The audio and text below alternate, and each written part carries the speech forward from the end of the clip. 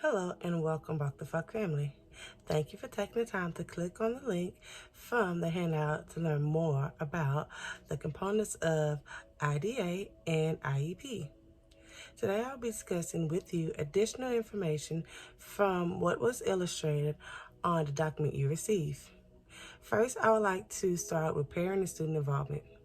To make sure that the IEP is customized to fit the individual requirements of the student with a disability, parents and student input on the IEP process is essential. The Individuals with Disabilities Education Act mandate participation. At Dr. Falk Elementary, we welcome family involvement at every step of the IEP process, such as the initial assessment, the creation of the IEP, and yearly evaluations. Another critical aspect of the IEP process is student participation.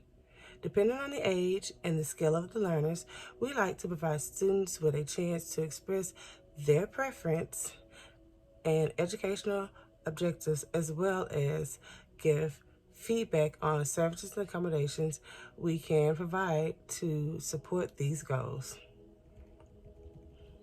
Next, let's discuss referrals. The referral process typically involves the following steps. First, a referral. A formal referral is made by an individual who is concerned about the student's progress.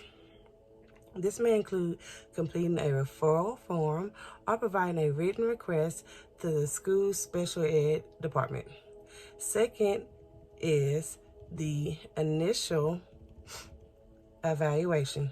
Once the referral is received, the school will conduct an initial evaluation to determine if the student is eligible for special ed services.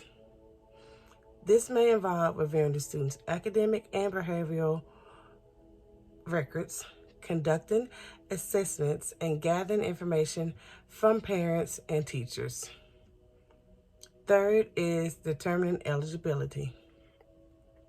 Based on the results of the initial evaluation, the school will determine if the student is eligible for special ed services. If the student is eligible, an IEP will be developed and outline the student's needs and the services and accommodations that will be provided. Fourth, services and accommodations. Once the IEP is developed, the school will provide the instructions, related services such as speech therapy, or a combination such as extra time on tests or modified assignments. Moving on to in the process, let's discuss evaluations and eligibility. A student's educational needs are evaluated formally as a part of the assessment process, which is also established whether the student qualifies for special education services. It's vital to remember that depending on the state and school district, the evaluation and eligibility process may differ slightly. Nevertheless, the entire process usually adheres to the standard process. As the handout explained, there are components to IEPs. In all, there are 12 components of IEPs that all play a part in the process of the student's academic goals. As teachers, there are expectations for ongoing communications we have. Continuous communications between teachers, faculty, and parents are essential for promoting students' growth and academic accomplishments. The growth of these students' academic and social emotional skills should be regularly reported by teachers.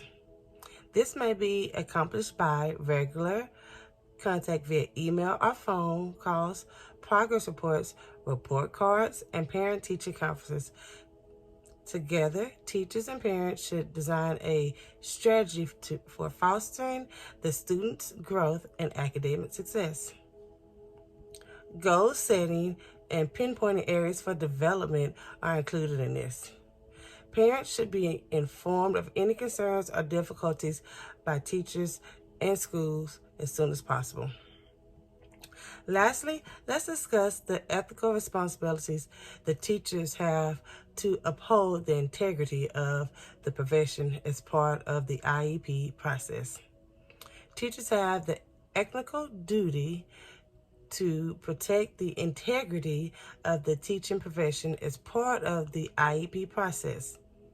The confidentiality of students' information is something that teachers have an ethical duty to uphold.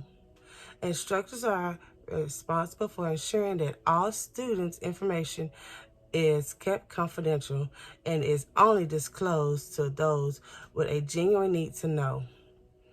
While developing an IEP, teachers must often correct information.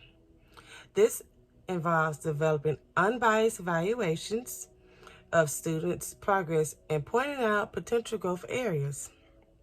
These needs of their students must be fulfilled, and teachers must act as advocates for them.